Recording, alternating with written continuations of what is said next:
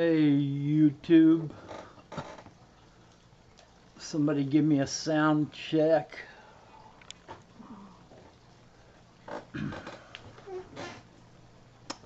Testing 1, 2, 3.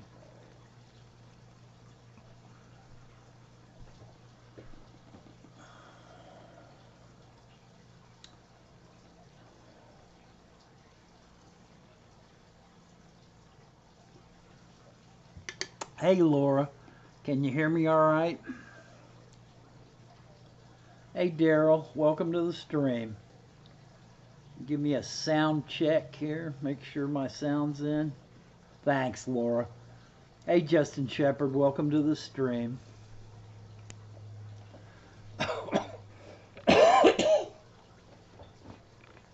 You guys may be getting tired of the pictures in the background.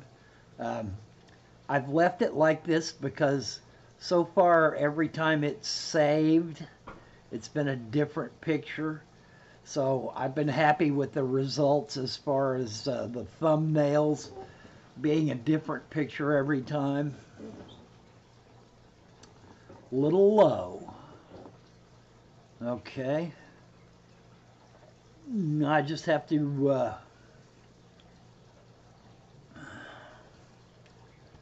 let's see if I'm not even gonna mess with it, Justin. Sorry, I'm just gonna let it go like it is, because if I start tinkering around while I'm on live, it'll probably goof something up. Yeah, it might be your phone. I'll try to speak loudly. Once again, I am bereft of topics. My fish are doing fine. I've discovered some interesting new ways to feed my plecos, and I'll be producing a video, or not producing a video as the case may be, about one of the interesting things I've discovered about feeding these plecos. It's just an interesting thing to me in the sense of it being a different kind of food, and they really like it. So that'll probably be coming out this week. The fish are doing fine. I've noticed that my little Acara, hey Cobwebs Caverns, welcome to the stream. I've noticed that my little Acara, the larger male, I'm assuming it's a male, is getting more and more uncomfortable in the tank. The tank is on the top of that rack that I built, so he's basically head high to me, and it's obvious that he is still very traumatized by being in a tank as opposed to being in the wild. He's clearly not used to being able to see me through the tank. He's clearly not used to being able to, for the light to be coming in at different angles, i.e. the other tank's lights, the windows when it's morning. I'm running early this evening, Cobweb Caverns. We've got some company over, and hey, 54 Punchy, welcome to the stream. We're going to go out to eat here in a little bit, so I'm probably going to run a shortened version today. I probably won't be too much shorter. Is the video doing all right? I'm once again showing completely frozen up. Stream health is healthy. Okay. It's just freezing up on my page. It's very clear to me that this Acara, I mean, think about it. This fish was captured in the wild, put in a bag, driven back for 6 or 7 hours to the Go Wild Peru facilities, put in a little tank there. Then he was scooped up, put into a bag. Yeah, I'm not sure what's going on there, cobwebs. Um, then he was shipped and sat on a floor in the Lima airport for 3 days, and then was put on another plane and flown to the United States, and several of the fish in the bag with him died, and so he suffered a great deal in that traumatic experience. Then he was put in a tank at Dean's house, and then Dean netted him out and put him in another bag, and he was mailed to me for 24 hours. And then I took him out and put him in this tank. And he is clearly not happy and clearly afraid that every time he sees me that I'm going to net him out and put him in another bag and ship him someplace else. Or at least that's my interpretation of the situation. And the fact that he is head high to me seems to create a great deal of issues for him. Basically, hey Valley Fish, welcome to the stream. Basically creates a situation where I'm a predator, a large predator that he can see coming from a long way. And anytime I get near the tank, he, instead of me coming near the tank and lifting the, I put a piece of plastic on the top because I figured he was going to try to jump out. And normally I go in there and I lift that plastic on one end and throw the food in, and I try to get it in the downflow of the hang-on back filter that's on that tank, so that it'll kick it down to the bottom so that the cories, there's 7 cories in that tank as well.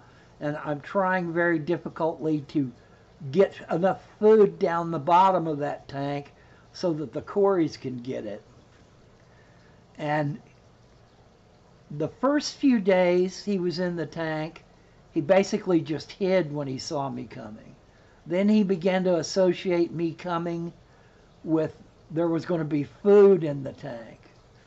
But he has broken free from that, and now it's obviously back again to a situation where he's afraid that he's going to be netted out and stuck in another bag. I really don't have a good grasp on how long fish's memories are. They obviously show signs of remembering things.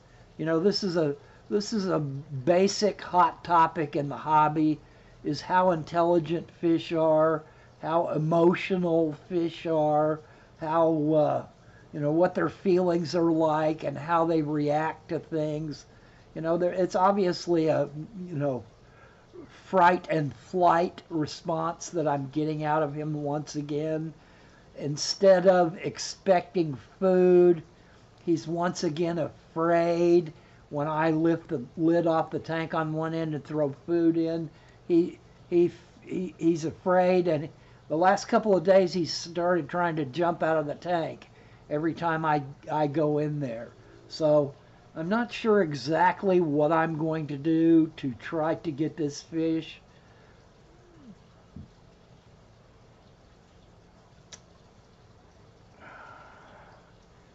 Cantos says, guys, me and Dwayne are going cinema later to watch Venom. I'm going out to eat, Cantos. I don't know what your plans are, but I will warn you that there is a mod wall in here, and that if what you have to say is not fish related in any way, or at least germane to the conversation we're having, the mods will probably time you out, and if that doesn't work, they'll block you. Hey, Joel. I know that Lucas, I've been...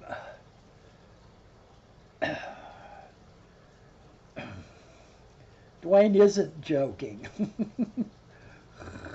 Okay, well, maybe I am going to the movies after dinner. I've been paying attention to Lucas's streams here lately, and he is. Um,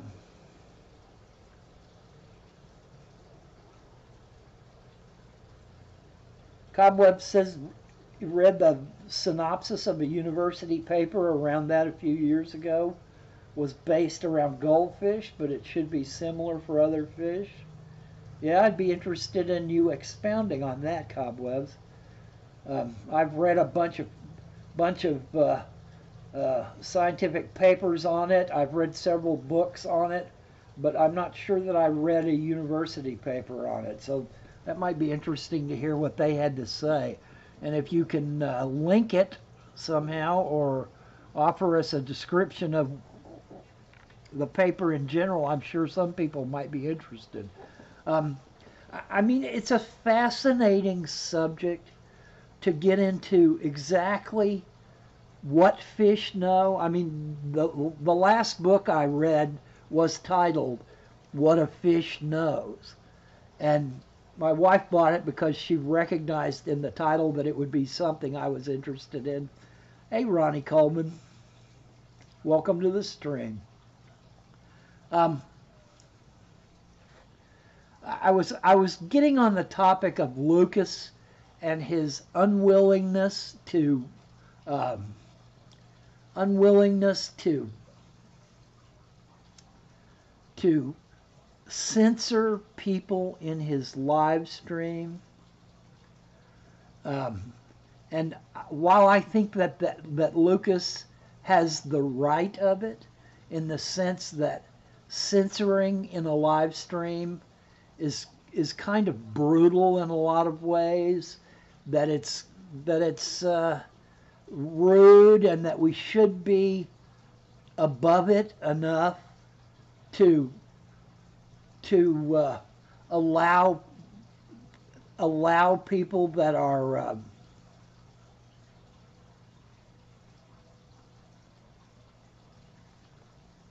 allow people to act out. You know, in Japanese society, a child that cries and screams and throws a fit, they just let them do it.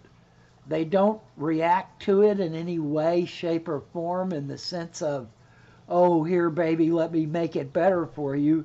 They just let them cry and scream and kick and throw a fit. And eventually the child begins to understand that kicking and screaming and crying is a lot of energy, and no one's going to react to it anyway.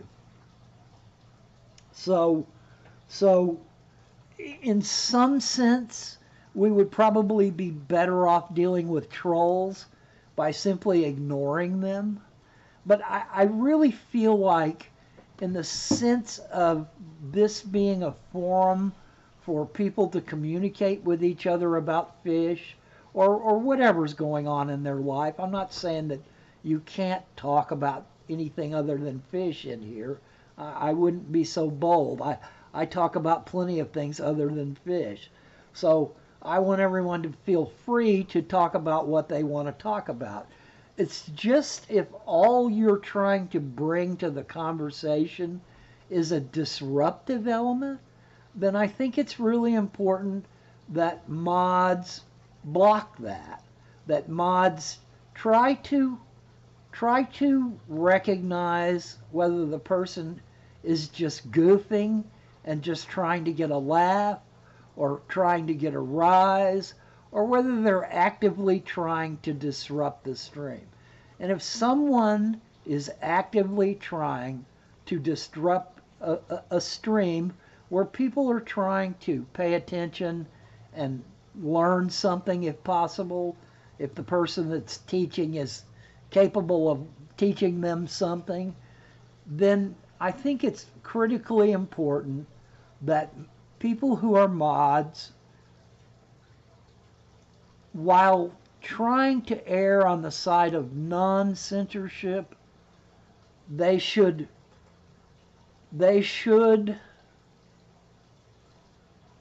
defend the stream, in the sense that other people are here to talk about a subject, to learn about a subject, to get to know people that are like-minded about the subject, and Maud's duty is to defend a stream.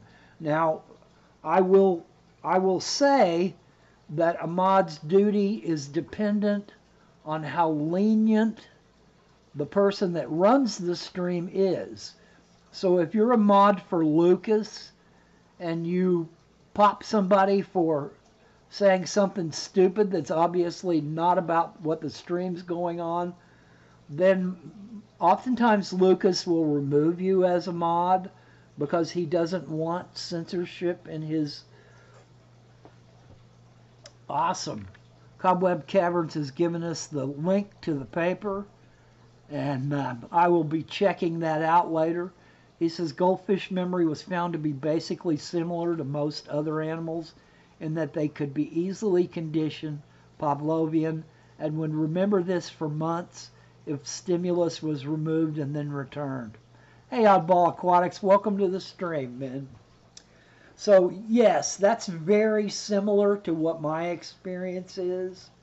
I mean, in any of the larger cichlids, specifically South American cichlids and some Central American cichlids, you will discover that they have a high personality. You know, it's like a flower horn.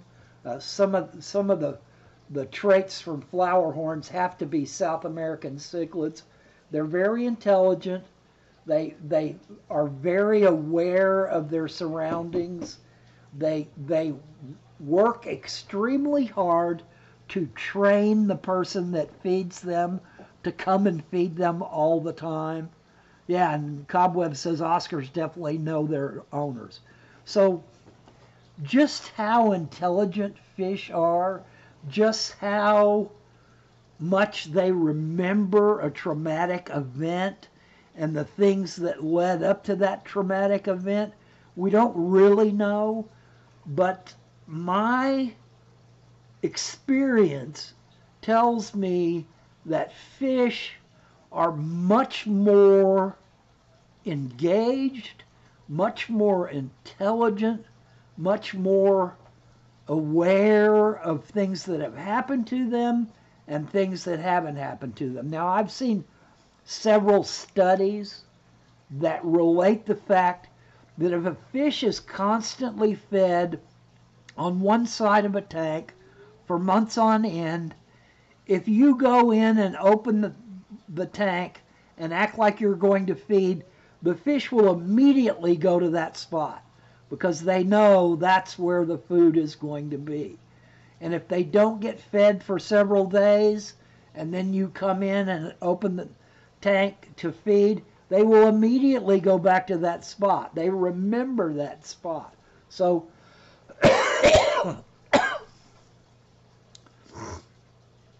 it's clearly obvious that fish can remember something that they want, something that they like, and they associate an area in the tank with that.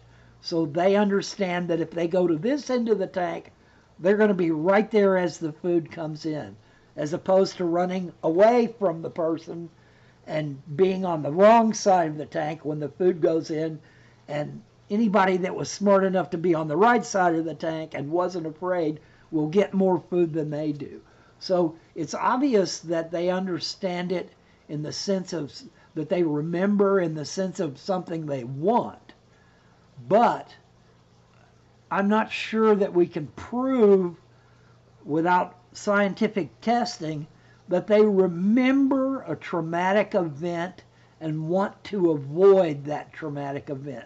Now, the trauma could be as little as a water change and they don't like stuff being disturbed, or it can be as strong as being bagged up with a bunch of other fish and all the fish dying and them surviving that, or being beaten up by another fish, you know.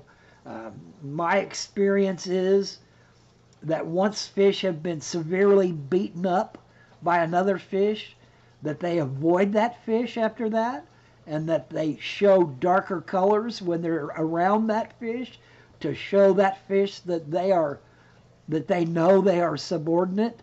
in the pecking order.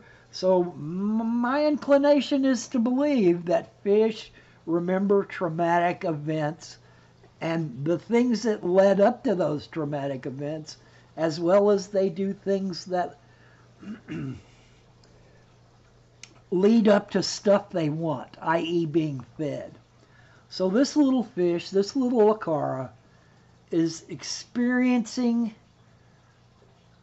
he wants to be fed, he wants to be right on top of the food when it comes in. He's getting used to the idea that he's no longer in the wild and that he doesn't have to hunt for food, that the food comes in when I come in and feed them. But he is really not happy seeing me. He's really not happy experiencing a world where he looks out onto something that's not what he's used to, you know, in the sense of being in a river or a lake or a pond or a stream where he looks, everywhere he looks, things are as he understands they should be. And now he is looking outside of his tank into a world where nothing is as it should be, where things are strange and different. And fish that are born into captivity or fish that have been in captivity a long time don't really exhibit that behavior. They're more worried about food. You know, they're more worried about simple things. Hey, Terry's Tropical Tanks, welcome to the stream. I guess we're talking about fish knowledge and fish behavior today. Now, I know that some larger cichlids have a highly developed sense of territory. I have kept jaguars in the past, Menaguensis cichlids, and they have a highly developed sense of territory.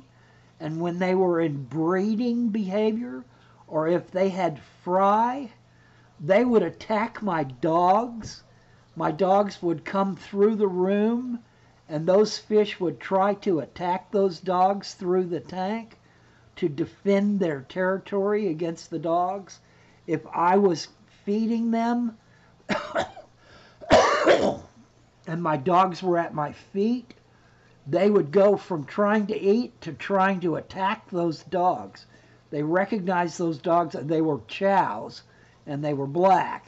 And even though they were much below them, you know, their tank was sitting on a chest of drawers, and the dogs were much below them, they recognized those dogs as a predatory threat and being very large to them. And they would, anytime those dogs would come in the room, they would circle their tank pointing towards those dogs and attack the glass like it was the dogs. And so fish have an awareness that we're not really clued into.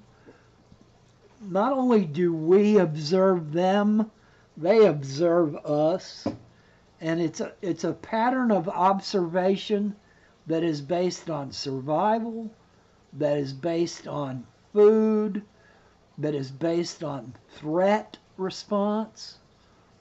So I would encourage anyone that is keeping, you know, fish to try to recognize when their fish are observing them, to try to recognize the methods that fish try to use to communicate their observation, i.e. defensive postures, i.e. threat, expressing threat. You know, larger fish will do a dance when they're fixing to hit somebody else. And you can watch how they behave when they perceive a threat and how they dance how they use their coloration, how they use the size of their bodies to try to tell what they perceive as a threat that they are going to attack it. And I think a lot of times this is mostly meant to drive the threat away. If the threat understands their body language, then sometimes the threat will perceive them as dangerous because of how they are expressing themselves and will retreat. And that's a learned experience that fish go through. They learn to do this natural dance of attack stance, and it drives away things that they perceive as threats. Or otherwise, they just attack what they perceive as a threat. But this is a topic that there is no end to because we really don't know.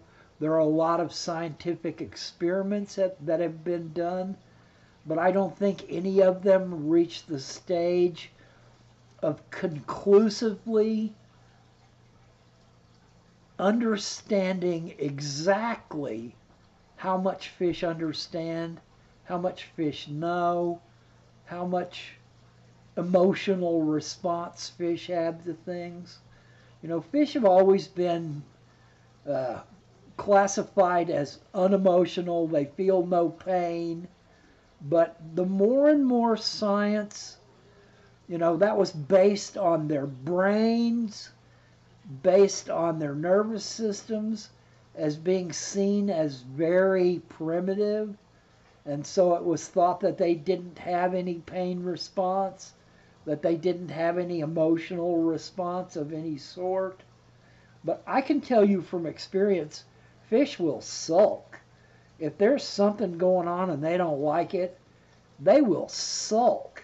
They will sit in a corner and be completely unresponsive to their owner, unresponsive to food. They will, I have had fish sulk until they died. They weren't ill. There was no sign of illness. They were literally so unhappy with something that they sulked until they died. So it behooves anyone that keeps fish to really try to get inside the heads of their fish. Thanks for dropping by, Laura.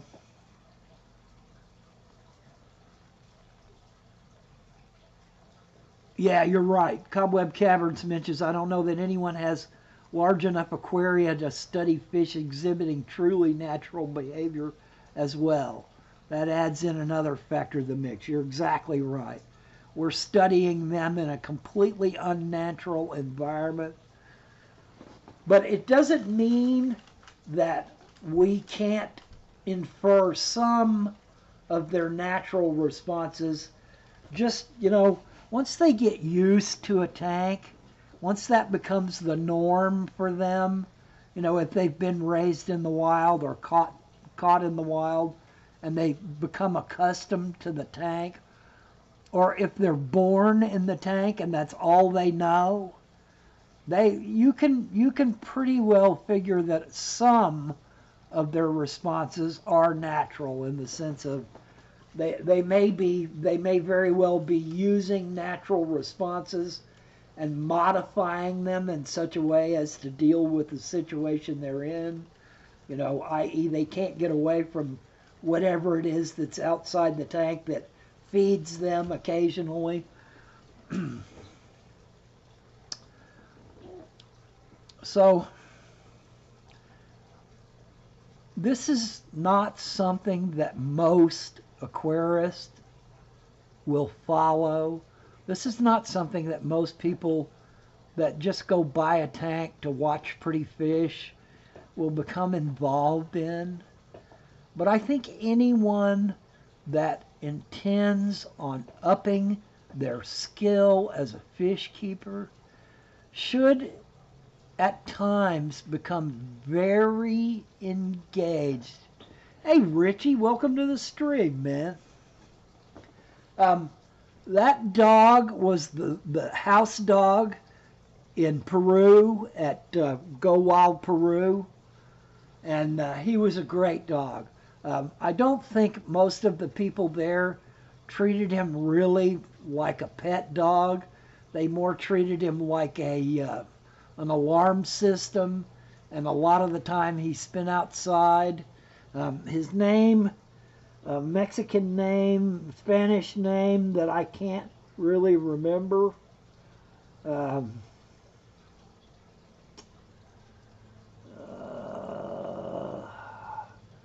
Chupa or something like that.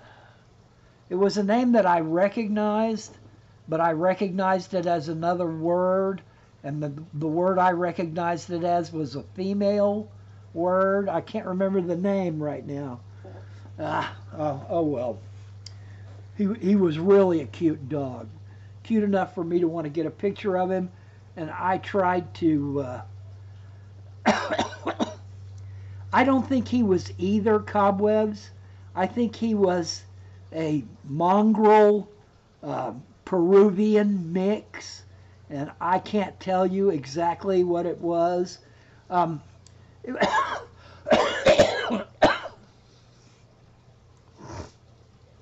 it was really, excuse me, it was really kind of shocking to me that most of the dogs that we saw in towns and cities had no owners, but everyone would feed them when they saw them, or some people would pick them up and take them to vets when they were sick, and then they would release them again.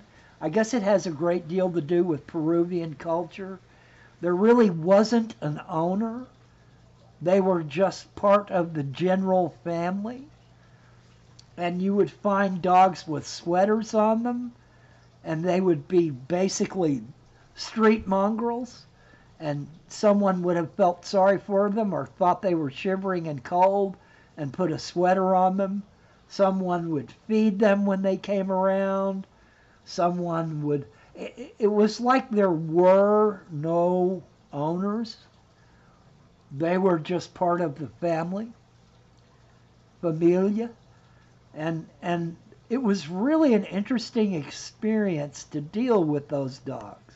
Now, when I got around this dog and got to know him, I tried to really show him how happy I was to be around him and how important he was to me. I've always been that way about dogs and cats, and for that matter, fish as well. They feel like family members to me, not pets. And it was obvious that he liked it. It was obvious that he was happy with my affection, but it never felt like he saw me as anything other than just another family member. You know, it never occurred. It was like it never occurred to him that I was trying to genuinely separate him from all other dogs and give him my affection to show him that he was more important to me than all other dogs. He basically, you know, just fawned over my affection and hoped that it meant he was going to get food, and then the rest of the time it was like it was no big deal, like I was just the same as everyone else. So I found that, and I noticed that Joseph and Corey and Dean all recognized how different it was that the dogs were in that kind of situation, in the sense that they were just free to run, and there was no real curtailment in the sense of an owner saying, no, you got to stay in the fence, or no, you got to do this, or no, you got to be here at such a time to eat your food. None of that seemed to be in effect down there in Peru. I don't know whether it was people felt like they couldn't afford to be a dog's owner and feed him all the time and care for him all the time, And so they just basically let them all run free and occasionally interacted with them in whatever way they chose at the time. And I'm not sure that I have a clear handle on that, but it was an interesting cultural experience to recognize that difference, to understand it was almost like having your eyes opened up to see the treatment of those dogs. It wasn't a bad treatment. It was obvious that people cared for the dogs. It's just that it wasn't the same kind of owner-pet relationship that I've always experienced in the United States for my entire life. There are lots of dogs that get dumped and end up on the streets and get picked up by pounds and maybe adopted or maybe put to sleep. But in Peru, it was like the streets were really their home, and that they just occasionally interacted with people and got maybe food. Someone would throw out a bone. Someone would set out a bowl of dog food whenever they had time or the wherewithal to do it. And it wasn't like what was my normal experience of a dog-person relationship. That was kind of unusual to me. Maybe at some point in the comments, Joseph, if he watches this, or Dean or Corey, can talk about what they experienced about that. I noticed Joseph spent quite a bit of time trying to get pictures of them, and I got pictures of them too. Now, I will say that there was one instance where it was obviously different. I took a picture when Joseph and Corey was supposed to be with us, but his flights got all messed up and he was late. So we went ahead without him, and we went to a local bakery restaurant because I knew Joseph loved bakeries, and this restaurant had gotten a lot of rave reviews. And so we were standing outside after eating, and Joseph was talking to someone, and I took a picture of a dog that was on a balcony up above me. So that dog was obviously owned by someone in the sense that he was living on a balcony. So it was probably like that. Richie, I can't believe that I lost last week. Man, I was on a winning streak and I lost. And here's an instance where I'm talking about fantasy football and not fish. If you guys don't know Vinyl Richie, I would highly recommend that you go to his channel and check him out. Vinyl Richie is a great guy. He has an incredible sense of music, and he has definite tastes. And while his taste might not be to your liking when you first encounter him, I would wager that sooner or later his taste will roll around to something you do love.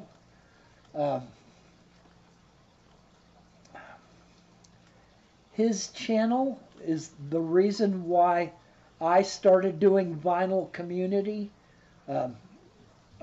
videos, and I've not done very many of them because I know this is a fish channel and I don't want to clutter it with stuff that people will say, oh, I can't believe he's not doing a fish video again, and just quit watching. I don't want to do that to my channel, but I do want to express my interest. I've collected records my whole life. My records are all worn out and ragged because I've just played them and played them and played them and played them. I'm not quite the audiophile that Richie is. I'm not quite the collector that Richie is. But the vinyl community on YouTube is really wide and varied. There are a lot of great people doing vinyl community videos, a lot of interesting, a lot of eccentric, a lot of wide ranges of taste and wide ranges of collections. So anybody that's into records, I would highly recommend watching Vinyl Richie and looking for anybody in the vinyl community that's here on YouTube. It's kind of like the Fish Fan in the sense that there are a lot of people in VC, vinyl community, that are really into showing off their collections, talking about music you may have never heard about, talking about artists you may have never covered. Terry says he regrets selling his vinyl and his Carver stereo system. Yep, I've been collecting records since I was 15, and I'm not quite the collector these guys are.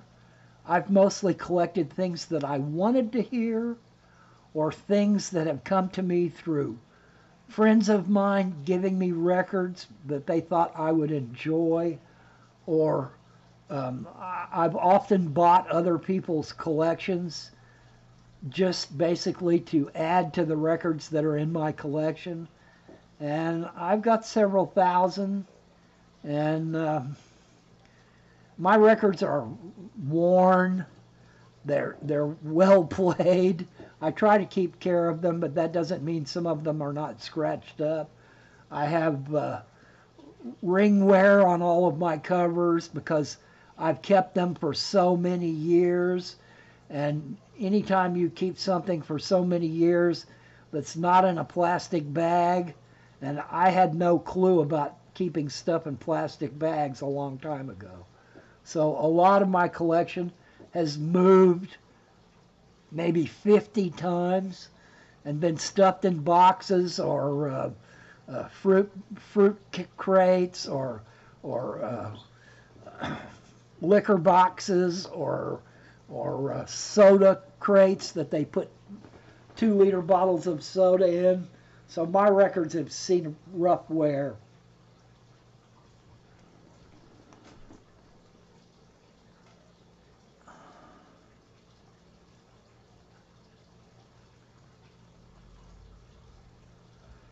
Cobweb Cavern says he picked up a couple of cheap aquarium books from the 1960s through the week.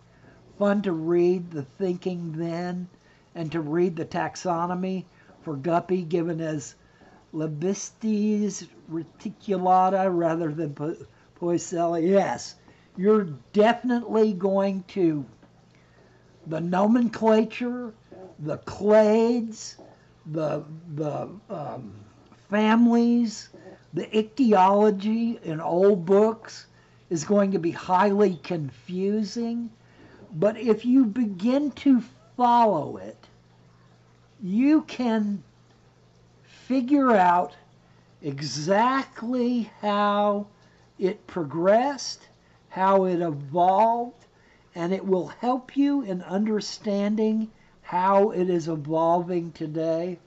But I will guarantee, and this is not ironclad, I will guarantee that in almost every of the larger or even some of the pamphlet books that you pick up from the 60s and the 70s and the 80s, there will still be information in there that is germane to fish keeping today, and that is useful information.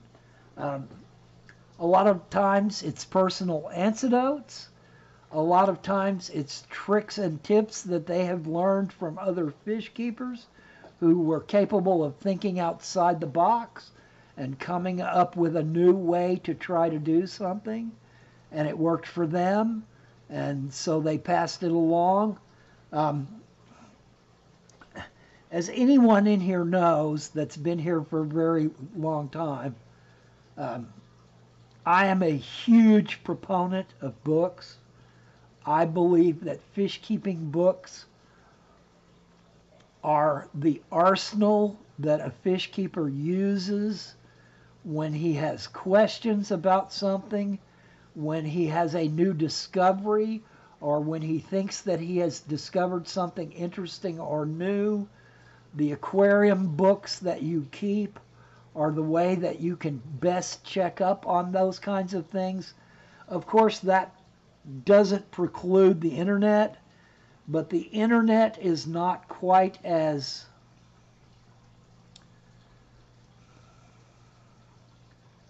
fact-checked as what should be in a book.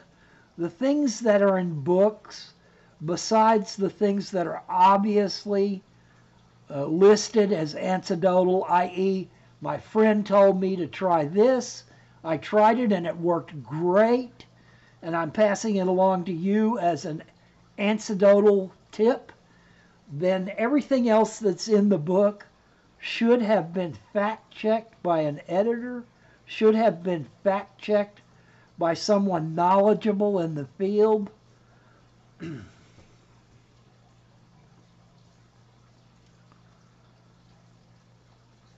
Yeah. Yeah, Cobwebs, you're right. A lot of people in this day and age seem to want to go back to the 50s, like there was some grand wonderment that was available in the 50s. But that grand wonderment is basically white privilege and basically a simpler time when whites didn't have to worry about black and brown people or people of different nationalities. So yes, the older books are going to reflect the experience and the common activities of those that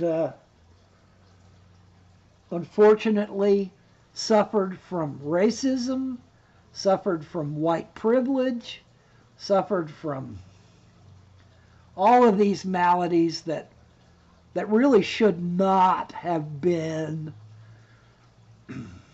Yeah, I've watched them, 54 Punchy. I grew up watching them. So yes, some of that has been passed along to me as well. But I have done everything that I could as a person to deny the influence of racist teachings, to deny the dog whistle of racist politics. And I think everybody should do that. I think we should all be fellow human beings. We're all together in this spaceship. It's not like some of us can be separate from all the rest. We're all together in this spaceship that is the planet Earth, and we've got to keep it together. I doubt it, Cobwebs. All right, guys. I'm being told that it's time to go eat. I'm going to cut this one a little bit short. Thank you for being here and listening to me rant and rave about whatever topic came up. Once again, people that are new to the channel, please check out my moderators. Please check out the other people in this stream.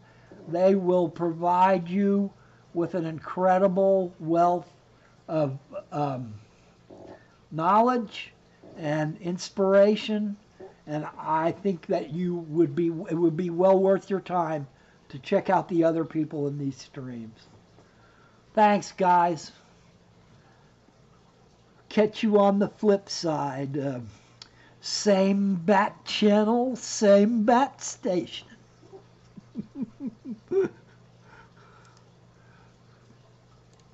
Have a good weekend.